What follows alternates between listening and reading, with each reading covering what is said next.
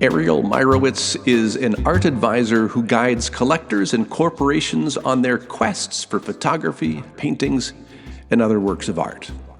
Previously, she owned the Ariel Meyerowitz Photography Gallery in New York City. Ariel is the daughter of legendary photographer Joel Myerowitz and the painter Vivian Bauer.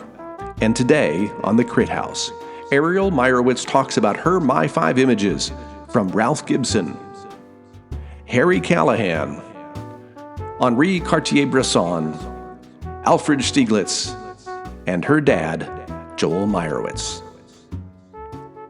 Growing up as the daughter of a photographer and a painter, everything I saw was always through the lens of artists.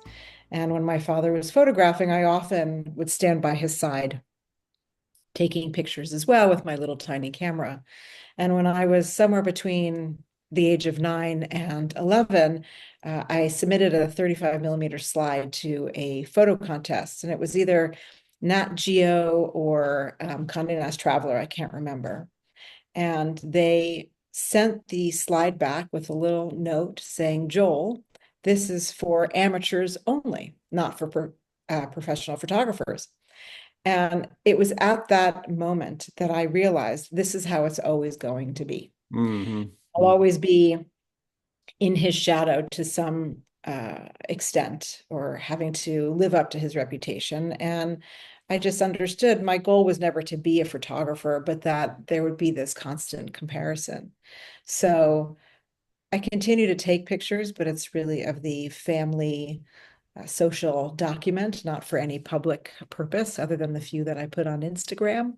But being around artists ever since I was born, growing up in galleries, going to museums all the time, constantly trailing after my parents, it all seeped into my system. And I didn't plan on working in galleries or owning my own gallery or being an advisor.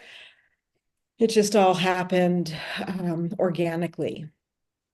So after many years of working in galleries, I officially got my start in 1991. When I had left college early and moved to San Francisco, and I got an internship working at the Ansel Adams Center, Friends of Photography. And from there, I got a job working at a photography gallery. And it was after the first week of working in the photography gallery that I had this, the only epiphany I've ever had. Light bulb went off, and it was as clear as day. It was, I'll own my own photography gallery one day. And that was it. And then moved back to New York and worked for another gallery. And then at the age of 28, went out on my own and opened up my own gallery. And it was really a remarkable experience, the relationship that I had with the photographers. It really felt familial. Curating the shows, the solo or the group shows, it just was an immersion in the world of photography that was deeply nourishing. But after a time, things changed in my life, my priorities changed. I thought, well, I'll close the gallery after 6 years and I'll become an advisor. So kind of random, the same way that I left college and I thought I'll just move to San Francisco. And well, so talk about what that means, what like being an advisor means. So what do you do? How do you help people? And how does that affect your vision of art?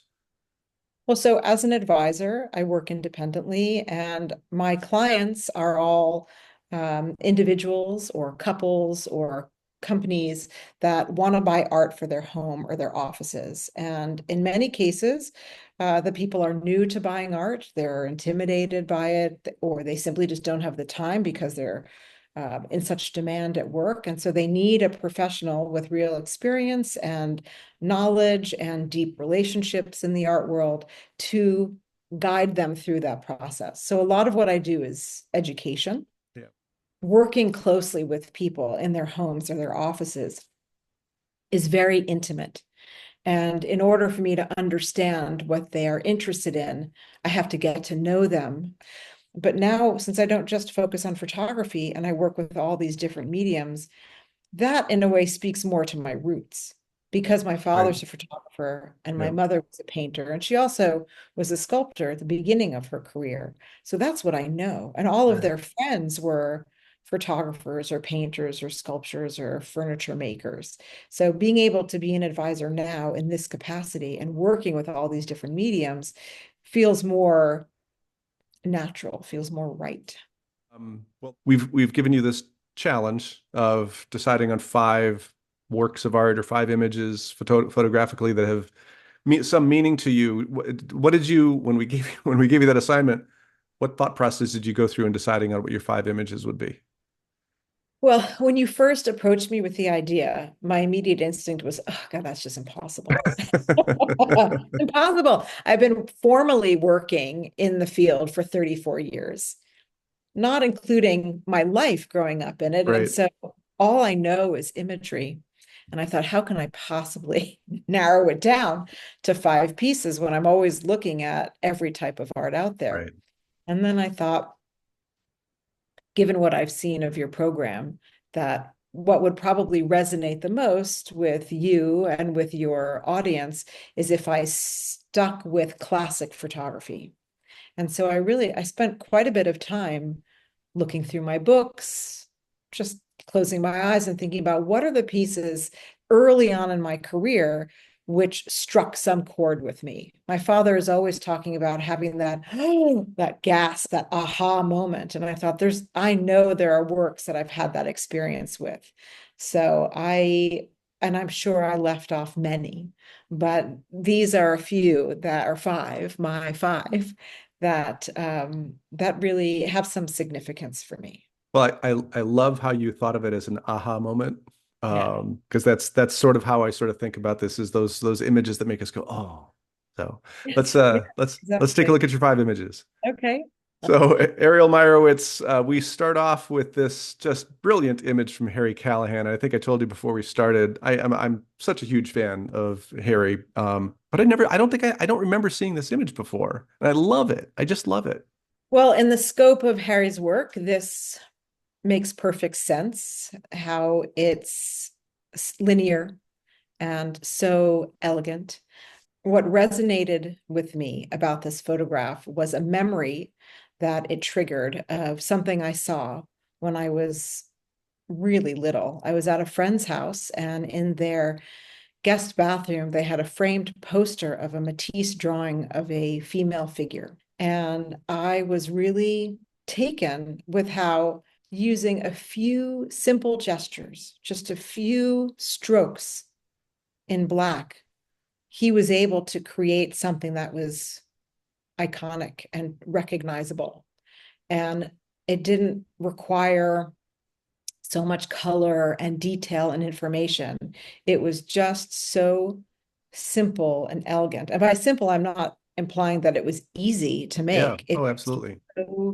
It was just so strong for me. And as a result of that, I've noticed throughout my life and art looking that I've often been drawn to works that are have a very strong linear component and very elegant and very minimal. And some years later, I probably in the early to mid 90s, I came across this Harry Callahan photograph of these telephone wires in Detroit. And he took a lot of printing liberties with this, did a lot of dodging and burning Right, to right. remove all of the additional information. So you're just left with this check mark of telephone wires. And I thought it was extraordinary. I mean, really, it's nothing, right? It's just a few lines. But to me, the way it sliced through this white space was so strong and so peaceful at the same time too. And I own it. I had an opportunity Mhm. to buy it for myself at an art fair decades ago. I was rummaging through the files and I saw this in the back of the pile, and I picked it up and I was shaking. I couldn't believe, I was so excited that here it was. I found this photograph that I had loved for so many years and was in a position at that moment to acquire it for myself. Is this something that's on your walls now? I It know you is. own it. It It is it? is. So Yeah, I you look see at it it daily. every single day. Yeah, Love it. yeah. Love that you have selected something that's part of your daily life. Henri Cartier-Bresson, your second image. So, like the Callahan, there is in my eyes, a strong linear component to this work too, with all of the trees, the fingers of the trees, cigarette, right? The cigarette coming out of his mouth, his umbrella, the point on the wet sidewalk. But this is all about it's all about shapes for me. His cloak forms a triangle, which is the inverse of the trees that form a triangle pointing up to the sky. And must have been the way Cartier-Bresson printed, but around the top of his hat, it almost looks like a little bit of a halo. I loved that very small detail of this piece, but he's so strong. The expression on his face, the way his body is turned in one direction, his head is turned in another, and just the point again of that umbrella matching the point of his cigarettes and then the points of the trees. And then there's that central vortex that Yep. just disappears behind him and his cloak fills that space. It's a very, very strong photograph. And we move to Alfred Stieglitz for your third image. So this photograph was something I saw very early on in my career. And again, like the other two photographs, there's really not a lot happening here. But I think we all know the sound or lack thereof of a city or a town covered in snow. It's Yeah. quiet, it's incredibly peaceful. And this particular picture, how dark it is, but it's not a solid black. It's all these different shades of gray, which creates a different kind of atmosphere and mood. Is very silent, is very peaceful, but it's pierced with the light coming from the window and the light on the door, and then the lights in the buildings in the background. But for me, it's always been about the glow that comes from the lights in the window and that door.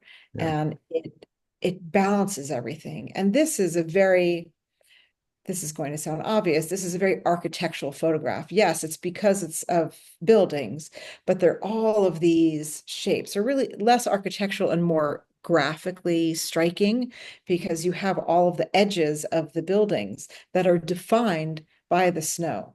If he had taken this photograph at night when there wasn't any snow, I don't think it would be anywhere near as interesting. Snow creates allows these positive and negatives aspects of the photograph to be even more present. Yeah, and I love that if you look at that bottom right, that or I would like to believe that he chose to keep that window in the very bottom right as opposed to cutting it out. I Yeah. think that that perfectly frames the whole space. You're looking out of a window, and there are all of these little windows that you are then looking into. I'm sure he could see into them better than we can, but that little detail of that window in the bottom right corner has always been very significant. In John Sharkowski's book, The Photographer's Eye, I don't know if you're familiar I with am. it, but I think it is a book that anyone interested in photography must have on their bookcase. He breaks down photography into 5 themes, and one of them is the frame. And he talks about just about that. He says the photographer's edge defines content. It isolates unexpected juxtapositions. By surrounding two facts, it creates a relationship.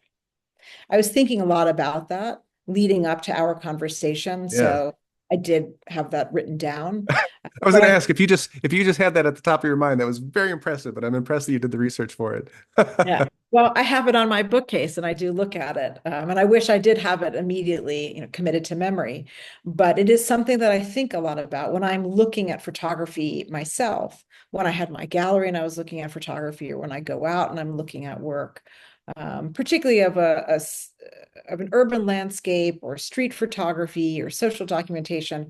I'm often thinking about this idea that Sharkowski talks about and how really important it is, because there's too many photographs out there where the subject is in the dead center and everything else just falls apart and is not as interesting. And you need to have, or in my opinion, you need to have every aspect of the frame considered. And it doesn't mean that every aspect of the frame has to be filled with something, Mhm. because that space, that negative space or positive space, can make everything that much stronger. Yeah. But I really think that even if you're a street photographer and you're working really quickly, that needs to be something that's always on the back of your mind when you're looking through your camera. Number 4 from Ralph Gibson. I'm excited to talk about this because it's not an image that I was previously familiar with, which is exciting always to talk about. But it's also exciting that this is Mary Ellen Mark. Mm. So I've long been a fan of Ralph Gibson. There are two photographs in particular that have really resonated with me. This one of Marilyn Mark, and then there's another one where there's a baby's hand coming up out of a little bassinet, and it almost looks like a snake that's being charmed. I just have loved that picture too. But this picture in particular is everything to me. I went and I met with Ralph in his studio. He told me that he and Mary Ellen, when this picture was taken, I believe it was down in Battery Park, somewhere in downtown Manhattan, they were newly starting a relationship. And he said it was a wild love affair, really passionate. And before I even knew that story, I knew that this was her, but I didn't know that background about their relationship. This picture has so much chemistry. And as someone who personally really thrives on connection, there's something about the way that their hands are just touching. And when you're Yeah. first starting out in a relationship with someone, Yeah. the smallest bit of touch can be electrifying. So I was gonna, And there's something about the way her fingers are going through his that you're wondering, are they just coming together? Is she pulling away from him? And also she's looking just beyond his shoulder. And it's mysterious because she's coming out of the darkness and half of her face is completely in shadow and the other half is also electrifying. It's a very it's a very intense, very passionate, romantic, mysterious, exciting photograph for me. And she's beautiful, so beautiful, and stunning. almost like a movie star. Yeah. Yeah, she just it's just a remarkable piece. And again, there's really not a lot happening photographically here, but Yeah. he's caught this spectacular moment and done so quickly, because here he is with his left hand engaging with her and his right hand, he's taking the picture. He had the wherewithal to know this is an interaction that needs to be captured. And he did so absolutely beautifully. And now we go to your father, Joel Meyerowitz, in this amazing image. Tell us about this. So this was a picture that he took in, I believe, 1975, when he started photographing in 1962, but spent the early part of his career photographing both in color and in black and white. And that was part of the whole, I don't want to say argument, but discussion of the time, is the validity of color and how so many of his good friends were photographing in black and white. And he was interested in it as well, seeing the world in this graphic way. But his feeling was, life is in color, so why aren't we photographing in color? And then eventually in the early 70s, he moved away completely from black and white and just stuck with color photography. So this photograph I've only known as a dye transfer print, which I witnessed my father making in a bathroom in our apartment growing up. And the color, even though here they're fairly muted because they're all tones, shades of camel. It's so rich. The photograph has such depth to it just from the printing alone that I always felt as if I was standing there right by his side taking the picture, which I wasn't. But I love the repetition in this photograph, all of the doubles, all of the twins. You have the couple walking into the street steam. You have the two other women both wearing similar coats. You have the shadow of two people on the back of each of these women. And So then in the brilliant. far Yeah. right, right? In the far right, you've got two people walking towards you. I loved how the man walking into the street steam, you can barely see his legs. And then similarly, coming towards him through the steam is someone that you can barely see. So there are all of these limbs and parts, fragments of people in this photograph that's just very exciting. And the street steam, this is not a scene in New York City that you see so much any longer. I Yeah. mean, of course, there's street steam, but it's not as prevalent Yeah. now as it was in the 70s in particular.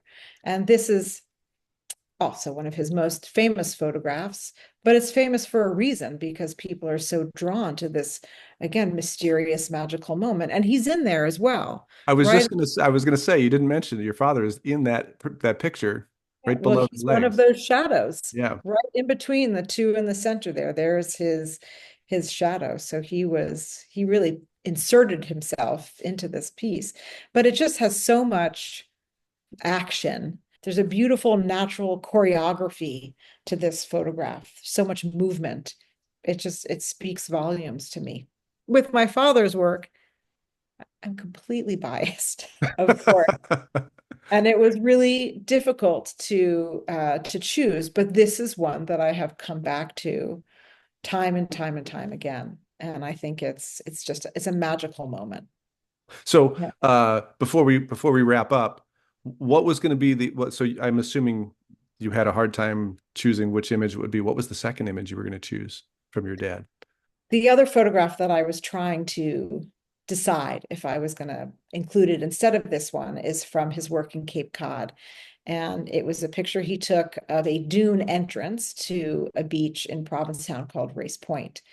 And there's dune grasses on the sides and on the top of the dune entrance, and the light is coming in. There's all this beautiful golden light, and the water is blue, and it has this central vortex, which again is something that I always seem to gravitate towards. For years, there was a 4 by 5 foot print that had been damaged, and I took it and I lived with it in a former apartment where I would open up the front door, and at the end of the hallway, there was this photograph. And I always felt that I was coming in from the city and walking right out into the beach.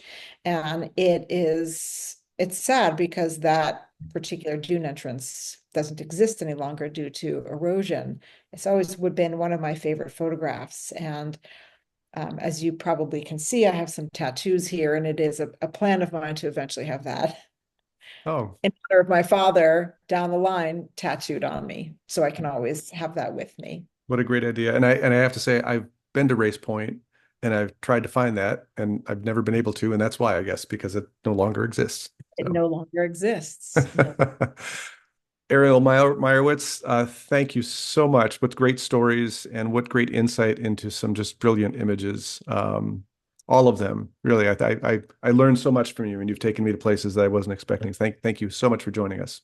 Oh, it's my pleasure. I really enjoyed our conversation. I Thank you did. so much again for having me. Oh, Appreciate it. absolutely. And thank you all for watching The Crit House.